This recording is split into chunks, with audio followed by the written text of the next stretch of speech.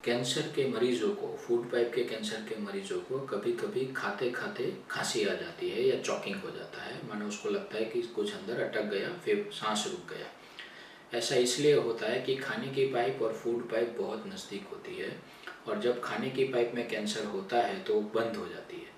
तो जो आपका खाना है वो फूड पाइप की जाने की जगह विंड पाइप माने कि ट्रेकिया जाता है, ट्रेकिया में जाता है, जहाँ से आप सांस लेते हैं, जिसकी वजह से आपको चॉकिंग सेंसेशन आते हैं। और ऐसे केस में न्यूमोनिया होने के चांसेस भी बहुत ज़्यादा रहते हैं। ज़्यादातर ये इसोफेजियल कैंसर के एडवांस स्टेज में पाया जाता है।